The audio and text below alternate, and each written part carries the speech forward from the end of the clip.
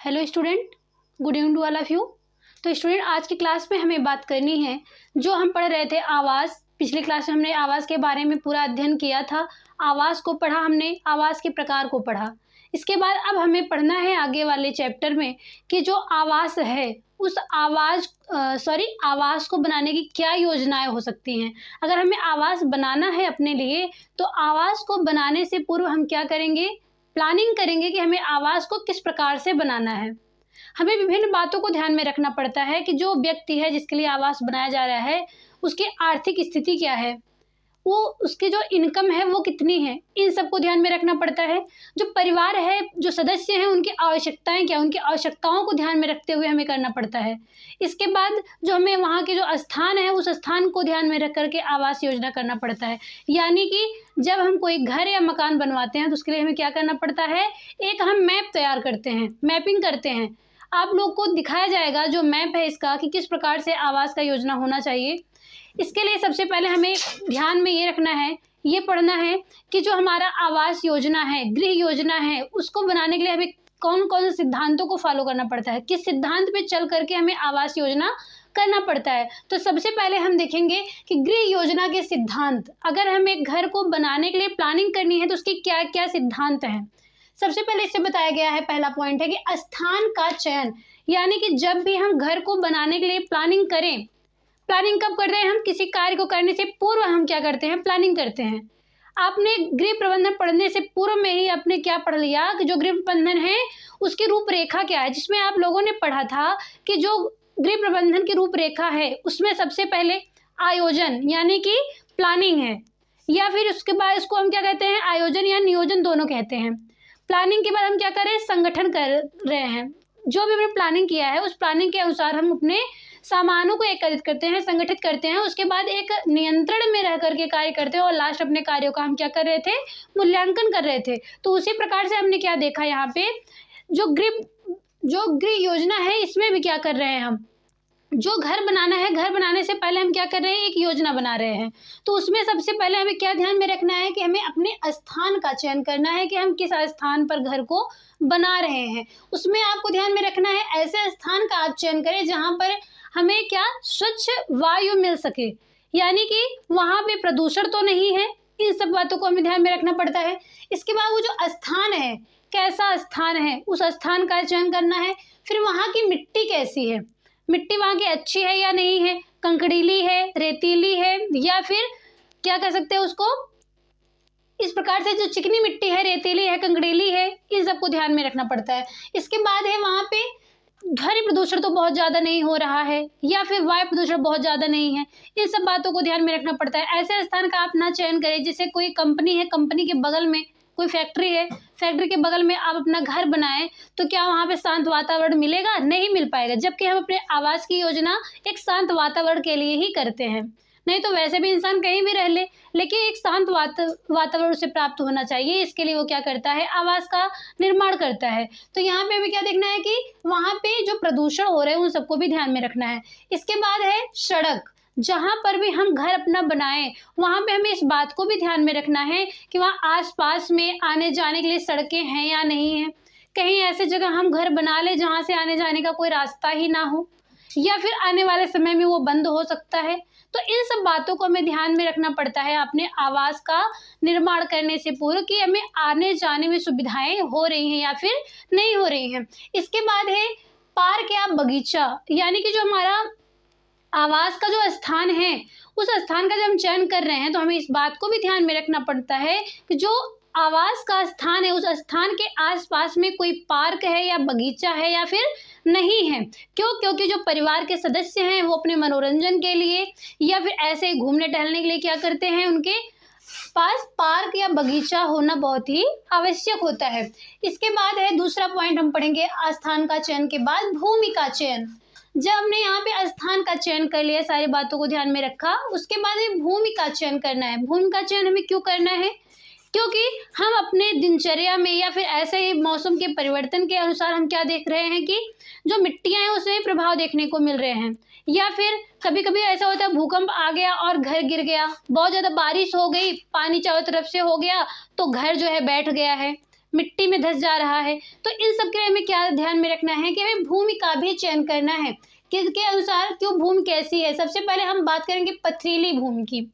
जो पथरीली भूमि होती है, पथरीली भूमि को घर बनाने के लिए बहुत ही उपयुक्त माना जाता है, जिसमें क्या नींव कम गहरी करनी पड़ती है। बहुत ज़्यादा आपको खुदाई की जरूरत नहीं होती है नींव बनाने के लिए घर की। उसमें क्या देखने को मिल रहा है हमें कि कम गहरी नींव की खुदाई करनी पड़ती है। दूसरा है चिकनी भूमि। अगर कोई मिट्टी है जो चिकनी है, वहाँ पे हमें घर बनाने के लिए उपयुक्त नहीं हो। क्यों? क्योंकि वहाँ पे जो बारिश अगर हो जा रही है तो वहाँ पे दीवालों में सीलन बहुत ज़्यादा होगी, नमी बहुत ज़्यादा चढ़ जाएगी, और जो कि वो अच्छा नहीं होता है।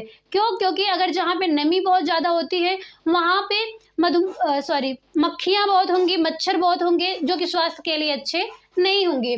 इसके बाद है रेतीली भूमि। ऐसी जो रेतीली भूमि है वहाँ पे क्या करना पड़ता है हमको, जो भी अपने भवन का हम निर्माण करें तो उस भवन निर्माण के लिए हमें क्या देखने को मिल रहा है कि जो रेतीली भूमि है वहाँ पे नींव हमेशा आपको गहरी रखनी है। वहाँ पे अगर आप नींव को गहरी रखेंगे तभी आपकी जो भवन का जो निर्माण हो रहा है वो लंबे समय तक टिक सकता है। इसके बाद है कंकड़ीली मिट्टी या कंकड़ीली भूमि। जो है वहाँ पे हमें क्या देखने को मिल रहा है कि पानी को नीचे सोख ले जाता है। अगर कंकड़ीली मिट्टी है तो क्या करेगा, वो जो है पानी को, जैसे रेतीली मिट्टी क्या कर रही थी अपने आसपास के जो पानी जो इकट्ठा हो रहा है उसको एब्जॉर्ब कर रही है, उसी प्रकार जो कंकड़ीली मिट्टी होती है वो भी बहुत अच्छी मानी जाती है। वो क्या करता है, जो कंकड़ीली मिट्टी होता है वो अपने साथ ही साथ पानी को ही नहीं बल्कि कुछ अशुद्धियाँ जो होती हैं उनको भी क्या करता है, छान देता है, और भूमि में जो है गंदगियाँ नहीं जा पाती हैं अंदर, जिससे क्या होता है हमें पीने के लिए स्वच्छ जल प्राप्त होते हैं। इसके बाद है बनाई गई भूमि, यानी कि ऐसी भूमि जिसे हम कूड़े कचड़े या फिर मिट्टी इन सब को क्या करते हैं, इकट्ठा करके डाल देते हैं, और उसको, यानी कि आप लोग समझिए कोई गड्ढा हो, तालाब हो, उसको हमें क्या करना है, उसको ढकना है, बंद कर देना है। यानी कि हम उसको किससे हम भर रहे हैं, कचरे ले आके भर दे रहे हैं, या फिर उसमें मिट्टियाँ ले आके हम रख रहे हैं, तो वो अच्छी भूमि नहीं मानी जाती है। अगर ऐसे जगह पे आप घर बनाएंगे तो नॉर्मली अगर हम देखें तो स्वास्थ्य के लिए ही बहुत खराब होगा वो स्थान। तो हमें ऐसे स्थान का चयन करना है अपने भवन निर्माण के लिए जहाँ पे हमें इन सब चीज़ों को ध्यान में रखा जाए कि ये सब चीज़ों से हमें सामना ही ना करना पड़े। तो इसके लिए हमें सबसे ज़्यादा इम्पोर्टेंट होता है कि अगर हम गृह योजना बनाएं तो उसमें किन बातों का ध्यान में हमें रखना है। तो हमने यहाँ पे देखा स्थान चयन, भूमि चयन। इसके बाद तीसरा पॉइंट है दिशा विन्यास, यानी कि जब भी हम अपने घर के निर्माण को करें, घर का निर्माण करें तो वहाँ पे हमें दिशाओं का भी ध्यान रखना है कि किस दिशा में भवन का निर्माण करें कि वहाँ पे शुद्ध वायु प्राप्त हो सके, सूर्य का प्रकाश अच्छा हो सके। इन सब बातों को ध्यान में रखना पड़ता है। दिशा विन्यास में हम क्या देख रहे हैं कि सिर्फ प्रकाश को ध्यान में रखना है। इसके बाद है संवातन। संवातन मतलब क्या होता है, आप लोग अपने घर में देखे होंगे, दरवाजा सबके घर में देख रहे हैं आप, खिड़की देख रहे हैं आप लोग, लेकिन इसके अलावा आप लोग एक शब्द सुने होंगे जिसको रोशनदान कह दिया जाता है, लेकिन वास्तव में उसे रोशनदान नहीं कहते हैं, बल्कि वो क्या होता है, संवातन होता है। जो मकान में ऊपरी हिस्से में जो एक छोटी सी खिड़की जिसको देखने में लगती है, वो देखने में छोटी सी खिड़की है, उसको रोशनदान कह रहे हैं। क्या सच में उधर से रोशनी आती है घर में? क्या सच में उसे रोशनी के लिए लगाया जाता है? नहीं, बल्कि इसलिए कि जो हमारा जो कमरा है, जो हमारा मकान है, उस मकान में जो हमारे कमरे हैं उसमें जो भी वायु अंदर प्रवेश करती है, मान लीजिए आपके कमरे में जो भी वायु पहले से उपस्थित है वो क्या हो रही है, जब दरवाजे या खिड़कियों से क्या होता है, कमरे में वायु प्रवेश करता है, तो हमारे कमरे में जो पहले से उपस्थित गर्म गैसें होती हैं वो क्या होती है, संवातन के माध्यम से ऊपर उठ मतलब ऊपर उठ के उस संवातन से बाहर निकल जाती हैं। तो इस प्रकार से जो हमारा कमरा है वो हमेशा स्वच्छ और शुद्ध वायु से भरा रहता है। इसके लिए हमें क्या करना पड़ता है कि अपने कमरे में संवातन की व्यवस्था करनी पड़ती है, और इसके लिए हमें दिशाओं का भी ध्यान रखना है। इसके बाद है, इसमें क्या देखना है, प्रकाश संवातन या फिर हवा आदि के लिए खिड़की व दरवाजों का ध्यान रखना कि ऐसे स्थान पे खिड़की या दरवाजे हो जहाँ से अच्छे प्रकाश और अच्छे संवातन आ सके। इसके बाद है बनावट। जब भी हम बात करते हैं अपने गृह योजना की तो उसमें हम बनावट को भी ध्यान में रखते हैं, और जो बनावट है उस बनावट में देखिए हमें कौन कौन से पॉइंट को ध्यान रखना पड़ता है। सबसे पहले है नींव। जब हम बात करें अपने घर बनाने के नींव की बात करें तो नींव हमेशा अच्छे से गहरी होनी चाहिए, जिससे कि जो हमारी दीवारें हैं उन पर कोई बुरा प्रभाव ना पड़ सके और उनको मजबूती मिल सके। इसके बाद एक कुर्सी या मंच मतलब आप लोग देखे होंगे जो दीवार होता है कमरे का, घर का, उसके निचले हिस्से जो मिट्टी में दबे हुए होते हैं, जो नींव है उस नींव में जो दबे हुए होते हैं, कुछ लोग मतलब नींव तक ही क्या करते हैं, कुर्सी या मंच बनाते हैं अपने घर के लिए, और कुछ लोग क्या करते हैं, जमीन के ऊपरी हिस्से में भी कुर्सी या नींव को बनाते हैं। जो दीवार होता है, दीवार से मोटी बनाई जाती है कुर्सी या नींव। क्यों बनाई जाती है ऐसी? क्योंकि हमारे पूरे भवन का जो बोझ होता है वो किस पर होता है, नींव पर होता है, और नींव को हमेशा मजबूत बनाना चाहिए। इसके बाद है फर्श। फर्श को हमें एकदम अच्छे से बनाना है, उसे ऐसा ना बनाए, उस पे अच्छे से फर्श हम बना रहे हैं, सीमेंट का प्रयोग कर रहे हैं, उसके बाद हम क्या टाइल्स का प्रयोग कर रहे हैं। क्यों बना रहे हैं? जिससे कि हमारे कमरे में गंदगियां ना हो सके, वहाँ पे स्वच्छता रहे, वहाँ पे किसी भी प्रकार के मक्खियाँ या फिर मच्छरों का जो है आवागमन बहुत ज़्यादा ही ना हो।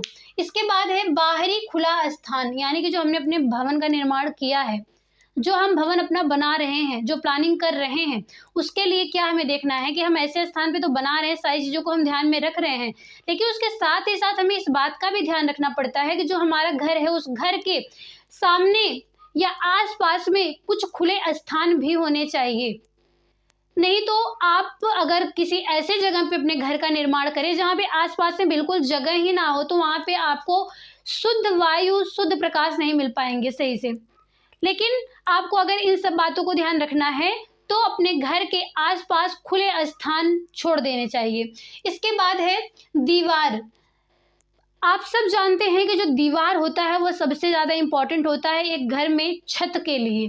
तो इसके लिए क्या इम्पोर्टेंट होता है, जो हमारी दीवारें हैं वो दीवार बहुत ही मजबूत होनी चाहिए।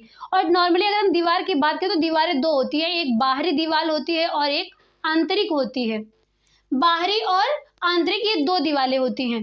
बाहरी दीवार की अगर हम बात करें तो ऐसी दीवारें जो क्या होती है, जिन पे छत का पूरा भार होता है, किन पे, दीवालों पे, और इन्हीं दीवालों से क्या होती हैं, खिड़कियां निकाल दी जाती हैं। दीवार मोटी हो और उसी में क्या करते हैं, हम अलमारियां निकाल देते हैं।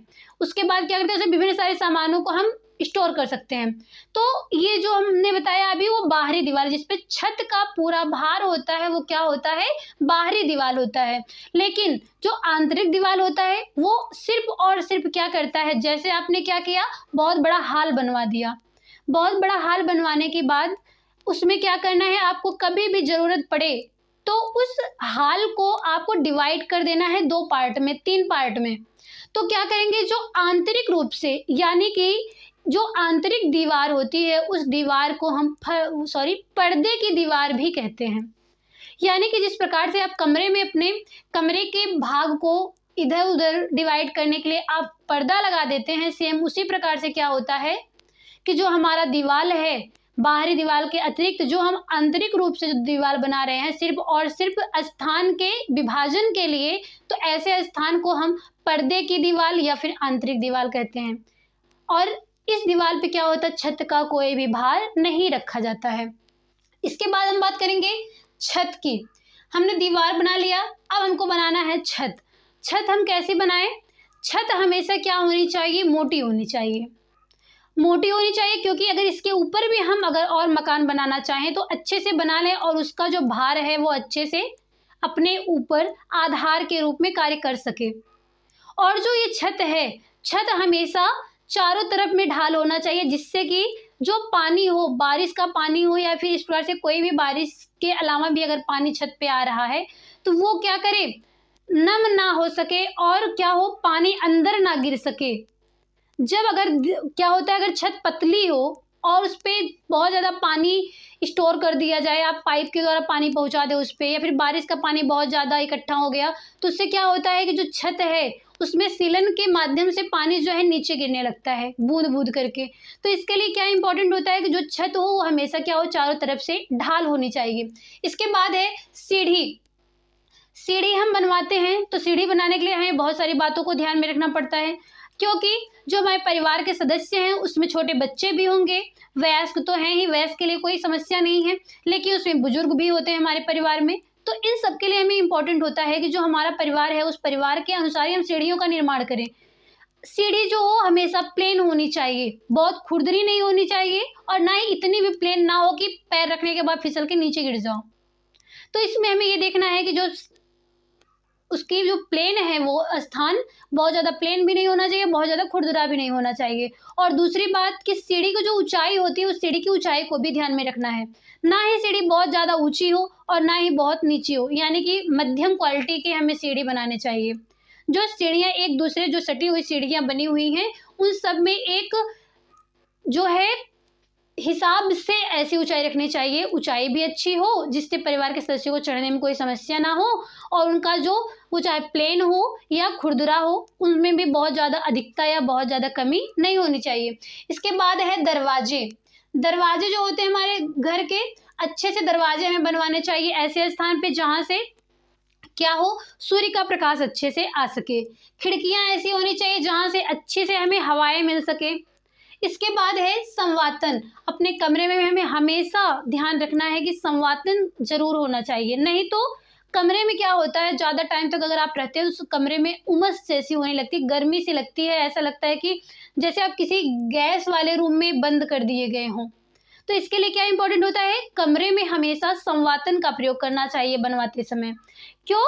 संवातन में हमने क्या बताया कि जब खिड़की और दरवाजों के माध्यम से स्वच्छ वायु कमरे में प्रवेश करती है और कमरे में उपस्थित पहले से जो गर्म वायु हैं वो गर्म होकर ऊपर उड़ती हैं और संवातन के माध्यम से वो बाहर निकल जाती हैं और कमरे में स्वच्छ वायु रहते हैं। ये सब रहा हमारा क्या, दिशा विन्यास के बाद बनावट हमने पढ़ लिया। यानी कि जब भी हम गृह योजना के सिद्धांत की बात करते हैं तो इनमें इन पॉइंट को हमें ध्यान में रखना पड़ता है, जो मुख्य रूप से 4 है, जिसमें स्थान का चयन, भूमि का चयन, दिशा विन्यास और बनावट। इसके बाद हम बात करेंगे मकान के आवासीय क्षेत्र की योजना। यानी कि जो हमारा मकान है उस मकान में आवासीय क्षेत्र यानी कि जहाँ पे हमें रहना है उस रहने वाले स्थान को डिवाइड करके बनाना है। जैसे इसमें हम पढ़ेंगे बैठक या स्वागत कक्ष। हमारे घर में एक बैठक या स्वागत कक्ष होना चाहिए। स्वागत कक्ष यानी कि हमारे यहाँ पे कोई मेहमान आ रहे हैं, रिश्तेदार आ रहे हैं, कोई फ्रेंड सर्कल का कोई आ रहा है, तो उन सबको क्या करना है, बैठाना है, स्वागत करना है उनका। और बैठक कक्ष में और क्या किया जा सकता है, हमारे परिवार के ढेर सारे सदस्य हैं वो एक स्थान पे बैठें, जो स्थान वो क्या हो, मनोरंजन का स्थान भी उसको हम कह सकते हैं। ऐसे स्थान को हम बैठक कक्ष या स्वागत कक्ष कहते हैं। यानी कि खाली समय हम अपना पूरा कहाँ बिताते हैं, बैठक कक्ष में बिताते हैं। इसके बाद है दूसरा शयन कक्ष। शयन कक्ष कहाँ होना चाहिए, शयन कक्ष की अगर हम बात करें कि अगर हमें अपने घर में क्या करना है, शयन कक्ष का निर्माण करना है, तो शयन कक्ष का निर्माण करते समय हमें इन बातों को ध्यान में रखना पड़ता है कि जो शयन कक्ष हो वो ऐसे स्थान पर हो जहाँ से बाहरी आने जाने वाले लोगों का वहाँ पे आवागमन बिल्कुल भी ना हो, और एकदम शांत प्रिय स्थान पे हमें क्या करना है, शयन कक्ष का निर्माण करना चाहिए। इसके बाद है भोजन कक्ष। भोजन कक्ष जो है हमारा हमेशा क्या करना है, जो भोजन कक्ष है उस भोजन कक्ष को इतने अच्छे जगह पे बनाना है जहाँ पे स्वच्छता हो। उसके बाद रसोई घर में जो प्रयोग किया जा रहा है, इसके बाद भोजन कक्ष के बाद हमें क्या है, रसोई कक्ष। तो भोजन कक्ष को हमेशा रसोई कक्ष से सटा हुआ रखना चाहिए।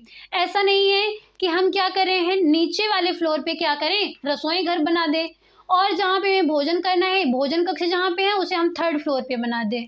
तो क्या ये अच्छा रहेगा, बिल्कुल भी नहीं। हमेशा भोजन कक्ष को शयन कक्ष से सटा हुआ रखना चाहिए।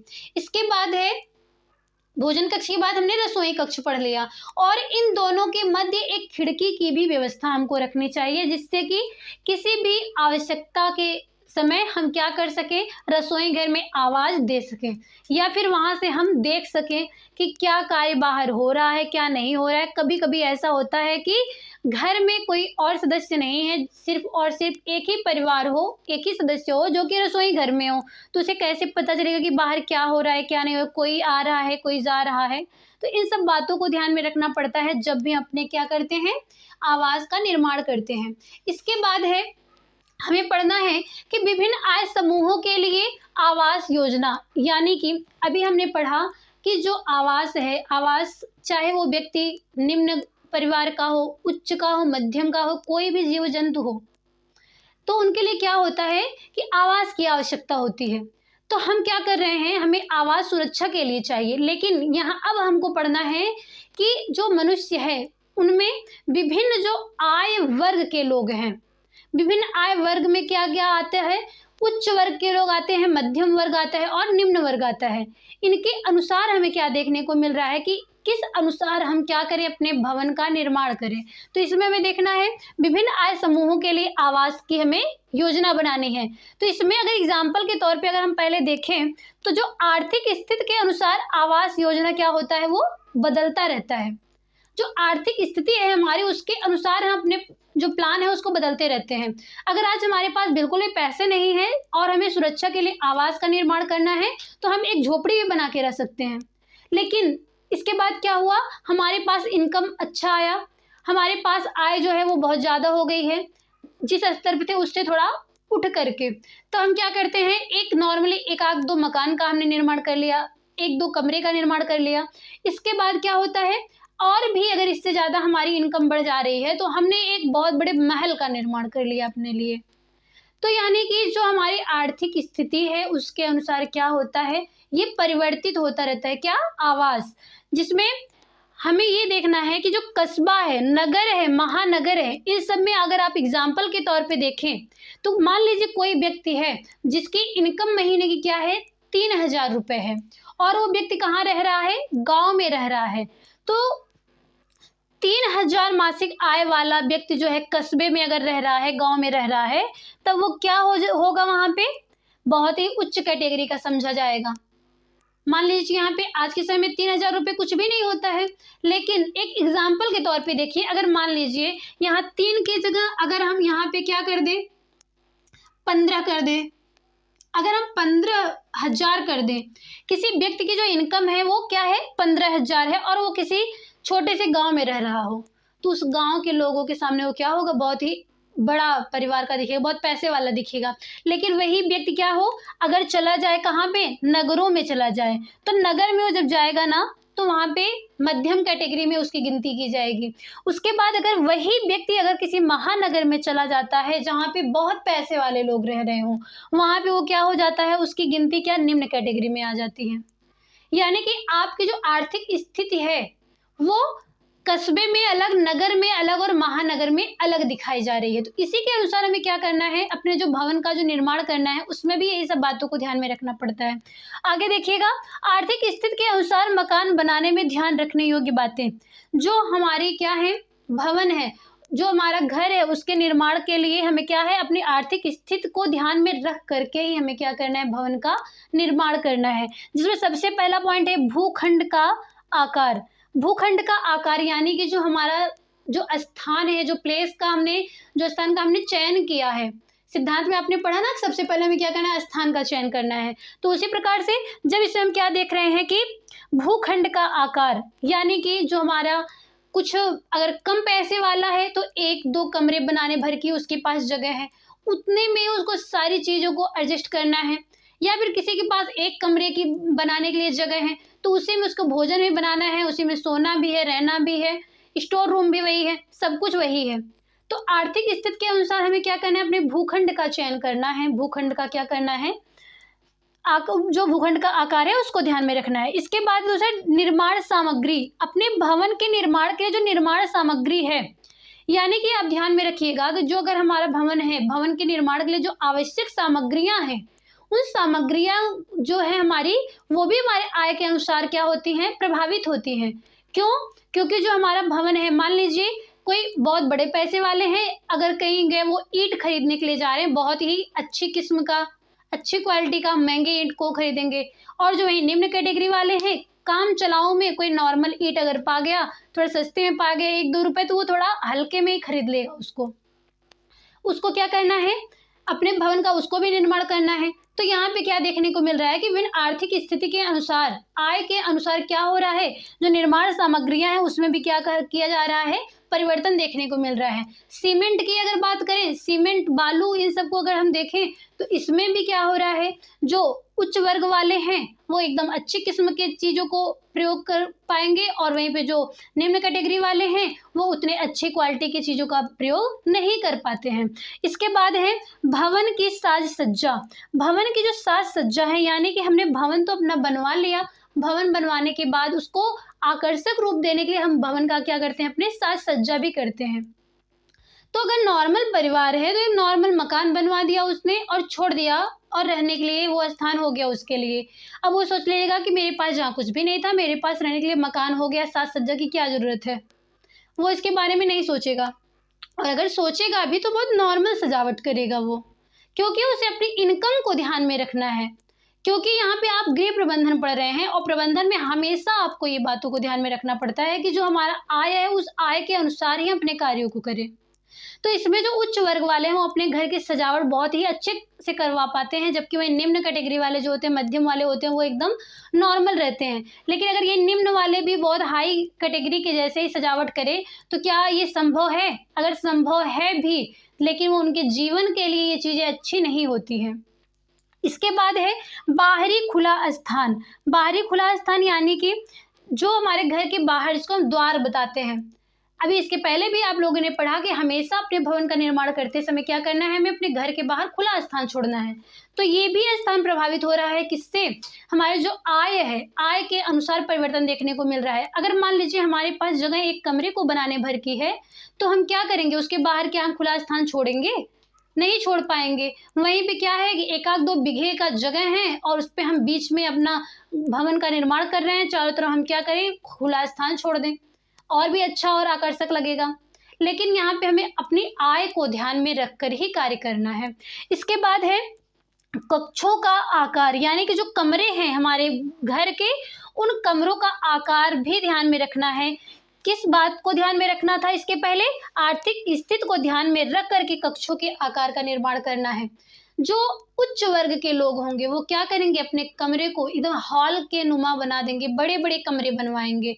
वहीं पे क्या है, जो निम्न कैटेगरी वाले हैं वो क्या करते हैं, जितने में वो हॉल को 2-3 रूम उतने में बना लेंगे, जितने में क्या करते हैं उच्च वर्ग वाले एक हॉल बना रहे हैं, उतने में ही निम्न जो स्तर वाले हैं वो 2-3 कमरे बना ले रहे हैं। तो इसमें क्या देखने को मिल रहा है, जो आय का स्तर है वो प्रभावित कर रहा है इनको। इसके बाद है खिड़की दरवाजे की संख्या।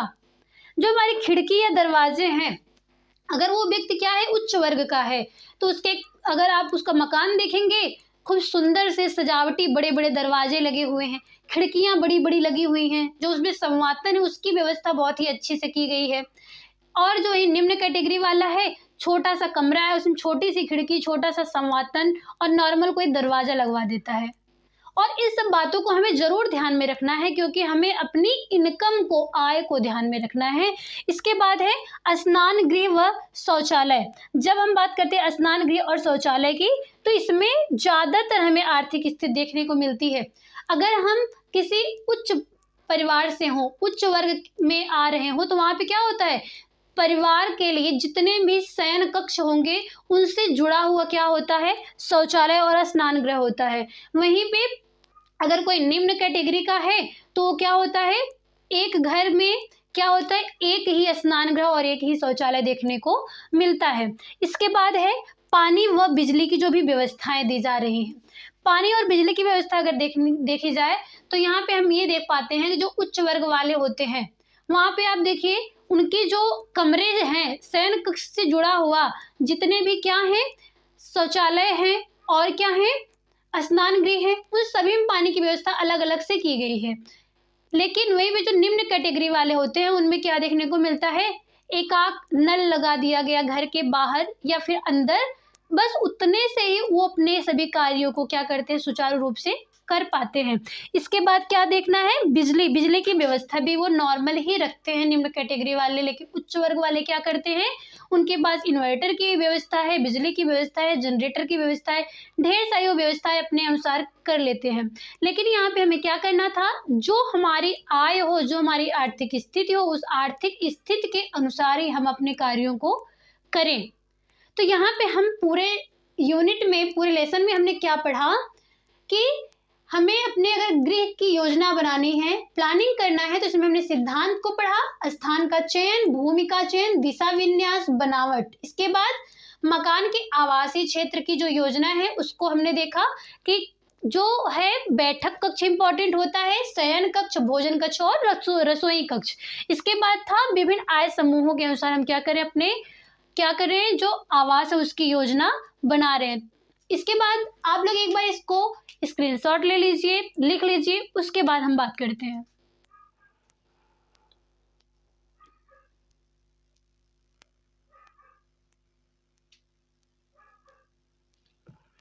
जहाँ तक मैं समझ पा रही हूँ कि सारी जो भी अपने टॉपिक को यहाँ पे क्लियर किया, आपको अच्छे से समझ में आया होगा इस यूनिट में, और आपको ज़्यादा नहीं पढ़ना है, बस ये 3-4 पॉइंट को ही आप अच्छे से पढ़ लीजिएगा। मिलते हैं हम आप लोग को नेक्स्ट क्लास में, तब तक के लिए धन्यवाद।